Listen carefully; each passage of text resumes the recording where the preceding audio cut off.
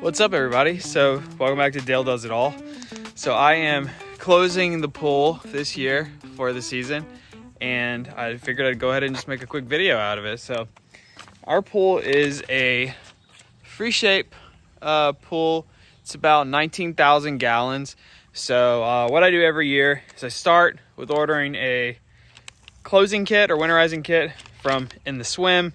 They're not a sponsor of this video, but if they would like to be, reach out to me. Essentially, I follow the instructions. So they have different size pool kits. The pool kit that I got is kind of in that mid-range. I think it goes up to like 15,000, and then the next one is up to 30,000. So step one is to make sure you clean out all of your junk, all the trash, all the vacuuming from the pool, all the skimmers, and make sure all of your water and your chemicals are balanced correctly. Once you have it balanced correctly, then you can start following this list. So I'm gonna go ahead and just open this kit up and show you guys what actually comes in the box from In the Swim. So when you go ahead and open your package, you have a couple things. You have your winter stain away. You have your Winterizer. Yeah, I don't even watch Game of Thrones. Which essentially prevents the algae. You have your shock, so you can go ahead and kill any sort of material that's in there currently and keep the water and the the chlorine nice and high. And then you have this floater here, which maintains that chlorine level for an extended amount of time based on the volume of water that you have. Lastly, you have this little sponge thing, which is supposed to remove the oils and stuff like that from the top of the water. All right, so opening up this chlorine-free shock here. I like the chlorine-free shock because at least then it prevents the chlorine from being stagnant in one specific area and then actually dyeing a portion of your pool. So that's why I like the chlorine-free kits. All right, once you get those things open, you just kind of walk around the edge of your pool and you just pour it in. You don't want to pour it all in one spot. You want to make sure that you're spreading it out alongside the pool. So just like this. So step one is to make sure you clean out all of your junk. All of your junk. Now do the rest for the remainder of the bags.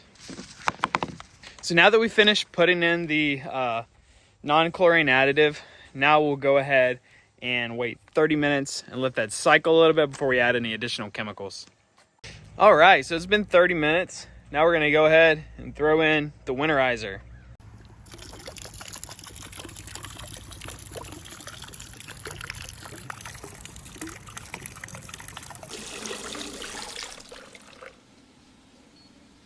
Evacuation complete.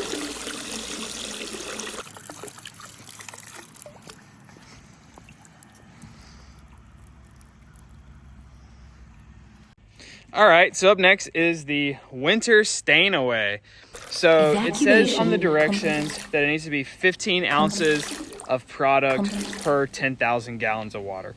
So in this case, it comes in about 32 ounces. And for my pool, I need roughly about 30 ounces or so. Let's do 28 just to be accurate.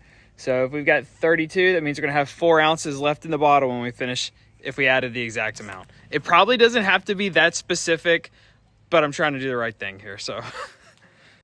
All right, so I got the cap off. We're gonna go ahead and start pouring kind of the same way that we did earlier.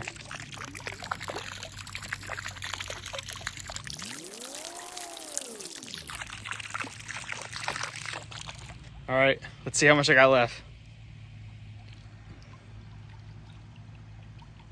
Just shy of 4 ounces. The water boy's a cheater! So a little bit too much, but like I said, it probably really doesn't matter that much. So that's all the chemicals for now. So I'm gonna let this cycle for about an hour, and then I'm gonna come back and start draining down the water level. It may or may not be the next morning because I had a lot of stuff to do yesterday, and I decided that I'd do none of it and take apart a motorcycle. So now that we're back, we've had time for that chemical to cycle. We're gonna go ahead and lower the volume of water in the pool. So we're gonna do that by heading over to the pump and doing some backwash. All right, so we've stopped the pump. We're gonna come over here and we're going to lift it. And we're gonna go over to backwash. Now that we've got it going, we're gonna hit start.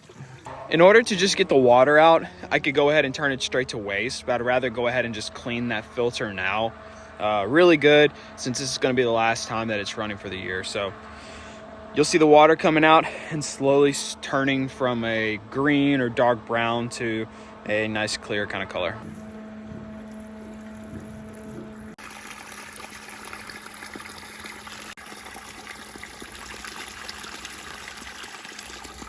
So now I've got the water nice and clear. I'm gonna go ahead and stop the backwash and I'm gonna switch it to rinse.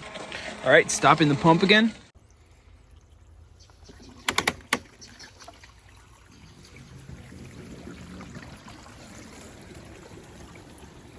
Now that we've got rinse turned on, we're once again gonna wait. Make sure the water's nice and clear for probably about 15 or so seconds. All right, so water's clear. I just stopped the pump. Now I'm gonna turn it from rinse back to waste.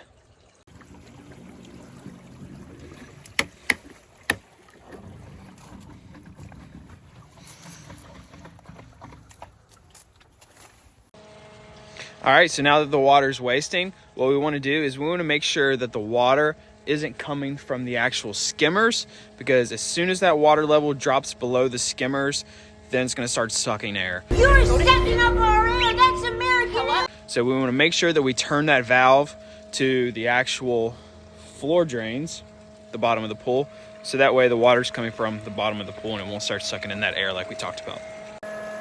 So my valves are set up like this.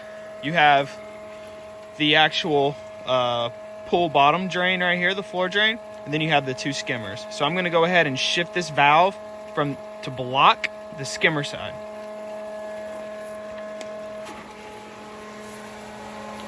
Got a little bit of air just from the lines, but now we should be sucking only from the floor drain of the pool. As you can see, there's no bubbles, so that means we're good. And now we want to continue to waste that water, get that water out of the pool until it actually goes below the individual jet and return lines. And if you're like me, feel free to speed up the pump. That'll at least shorten the amount of time you're waiting before the water gets down below the level you need. All right, so the water is now down below the skimmers and below the actual returns. So now we're gonna go ahead and take those caps off and we're gonna start getting out the air from in those lines. All right, so now that we got all the returns off, we're gonna go ahead and hook up this air compressor. I'm gonna show you guys how to get the air out of the lines before you close your pool up. So at the bottom of your pump, you'll actually have a drain plug. So once you take that drain plug out, you can actually thread in a standard adapter for, I believe it's a 1/4 inch for an air hose. And you can take your air hose and set yourself up with an attachment to where you can just go ahead and plug your air line straight into your water pump.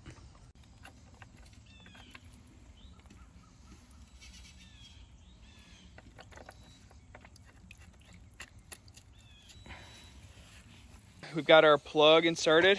We've got our little air hose attachment here. And we're gonna go ahead and stick that onto the pump, and we're gonna watch as the air pushes the water out of the skimmers. So you wanna make sure that you do this on the skimmers and not the actual floor drain, because if you do it on the floor drain, it's just gonna fill back up as soon as you're done.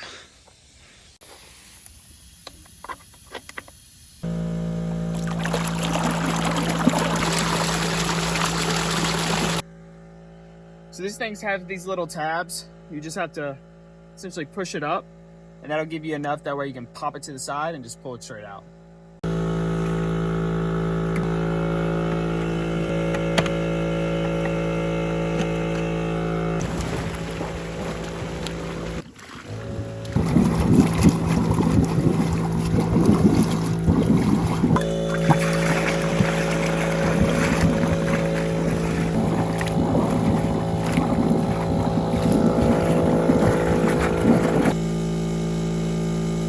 All right, so now that we've gone ahead and got the initial water out of the lines, we're gonna go ahead and start closing them individually, so that way we can force more of that air through central points.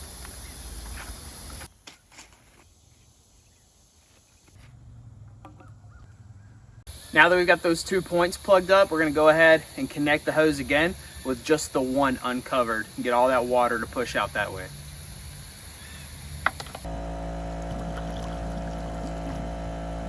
So now that I've got that port uncovered and the others connected, I'm gonna go ahead and stick this in the skimmer connection loosely, just so that way I can add a little bit more pressure to that port.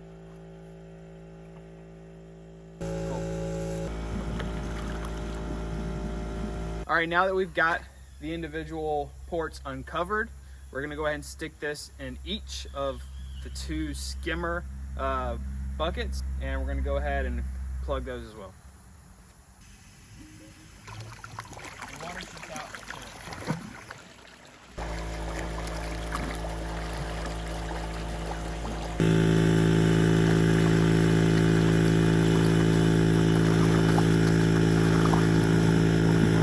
Now that you've gone ahead and blown out those lines, we're going to go ahead and take these caps out of the individual skimmers, and we're going to throw in some RV antifreeze. So this is just some antifreeze from our local AutoZone, nothing special. It's RV and marine antifreeze, and the reason why is that it's a little bit safer to be in contact with humans. So we're going to go ahead and pour this into the lines. And when you go to open your pool, as long as you backwash first or waste first, none of this antifreeze will actually go into your pool. So just remember that 6 to 7 months from now, so that way you don't have a pink pool.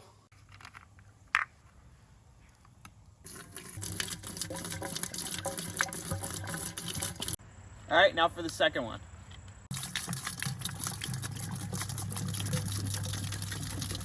Now that we've got antifreeze in both of the skimmers, we're gonna go ahead and install these return and jet covers into the 3 outlets that we have around the pool.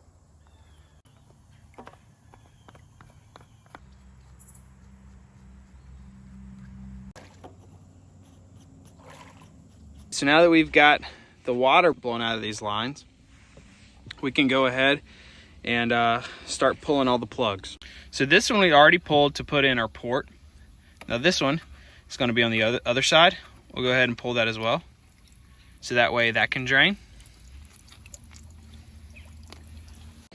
You're also going to want to go ahead and pull the plug on your sand filter.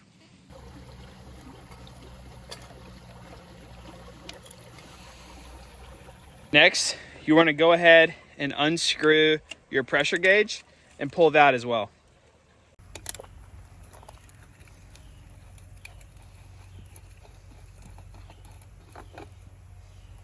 Also, don't be shocked if you come back next year and you realize that your gauge is deformed and all messed up. I seem to only get maybe between 1 and 2 years from these gauges, just from the water that somehow gets into the valve, and once it freezes, contracts, expands, it's ruined. So you can get these probably about $20 off Amazon, and that's what I've been doing. Lastly, we're going to disconnect the connections to your salt cell and allow air to go in there and make sure that there's no moisture left in the actual lines for the salt chlorine generator.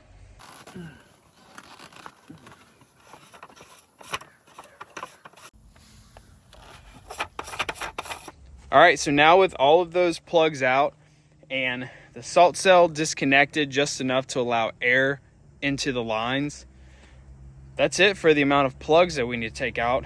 Next thing, you just need to change the setting for your actual pump to Winterize mode. So all we're gonna do, you have Winterize here, and we're gonna push down and turn it to that setting. What that does is allows the air to enter the pump, so that way no water stays and freezes. Lastly, we're gonna go ahead and turn off our circuit breakers, so that way any lights or scheduled timers that normally run, they're not gonna run while this thing is drained and set up for winter.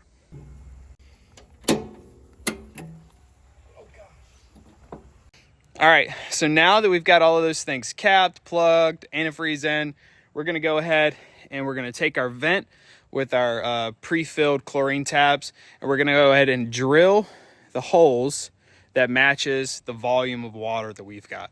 So it's a freeform pull, it's got 19,000 gallons. So we're gonna go ahead and we're gonna punch all the holes up to the 20,000 mark on both sides, and the vent hole with a drill.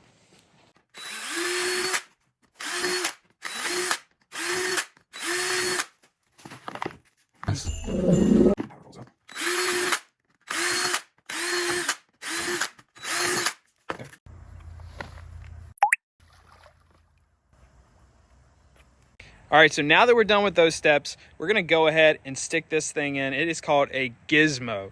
So I get these from Amazon. They're 1 year use. Sometimes you can get away with 2 of them depending on the condition of the O-rings. Just make sure they're not dry rotted before you reinstall them. But if not, you can get, I think they're like 18 bucks for 2 of them. But they're gonna save you a lot more money in the event that you do not use something like this. So the reason why these things are so important is because inside your actual skimmer bucket, even though that you've drained all the water, you still need to plug that hole. If you don't plug that hole, then what's gonna happen is as soon as you have some really big rainfall, that skimmer is gonna fill right back up, and the first thaw that happens may not crack your lines, but it's gonna crack your skimmer bucket. So what this Gizmo does is it has a valve on the top. And when you screw those in to plug the hole at the bottom, whenever it freezes and it starts to expand and it starts to contract on this actual Gizmo, it's gonna hit this valve relief and it's gonna allow air to go out of the top and allow itself to be crushed, so that way it doesn't crack your inside of your skimmer bucket. These things are a lifesaver, and they're gonna save you a lot of money.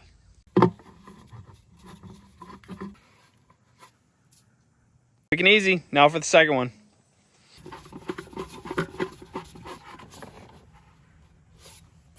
All right, so now that we've got that stuff done, we're gonna go ahead and pull up these covers so we can go ahead and get these handles removed from the pool. All you have to do is just kind of slowly rotate it, kind of like that. And as you can see, we have these little screws that hold tension on I hear turkey. the edge of the handle to keep it from moving. So for mine, it's a 12-inch, half-inch socket, and I'm just gonna slowly loosen it until we don't have a lot of force.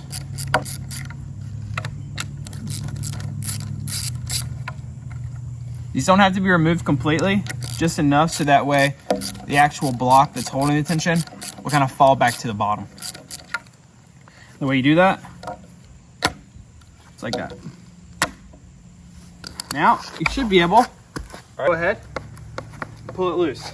You might need a little convincing, but it should come out just like that. All right. Now all you have to do, take the bolt out and remove the hardware. Inside, there'll be a little square nut that stays inside this plastic part. I like to go ahead and put the pieces together and stick those in the bag with the other valve caps and return jets. There you go. Hopefully just, okay, yep. Now when you pull those out, you want to make sure that you have those rubber grommets on the bottom and you're not smacking the bottom of the ladder up against the pool. That could put a hole in your liner potentially.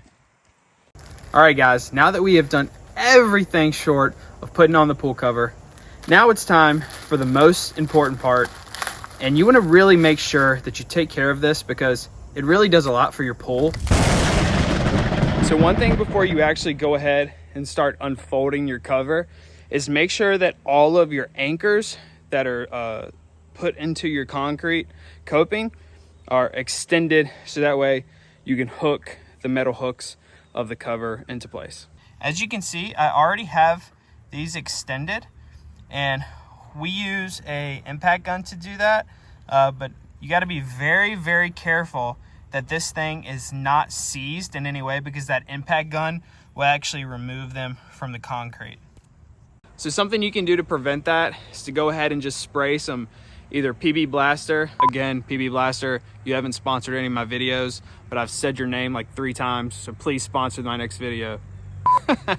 Or some WD-40 to get those unseized, and then go ahead and let that sit for a minute before you start trying to move them left or right. You can also use like an Allen key or something to just make sure that you're not putting too much force, and that way you at least know before you strip out your concrete anchor, which is no good. Now that we've got everything taken care of, we're gonna go ahead and install the pool cover, and I'm gonna do this on a time lapse for you guys.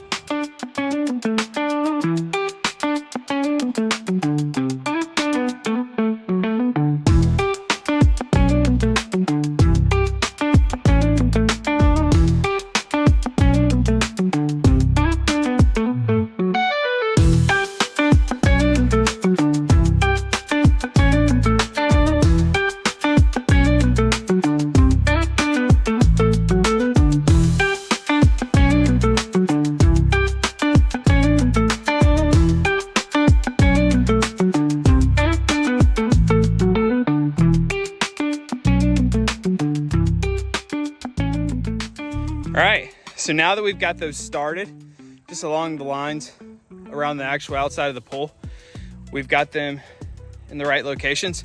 We can go ahead and use this little assist bar to help us put the rest of them on. So you've got this groove here, and you have these little edges. So we're gonna stick that in. We're gonna put this lip on the back side of that nut, and we're gonna push and twist off just like that. We're gonna go ahead and do that for the rest of them.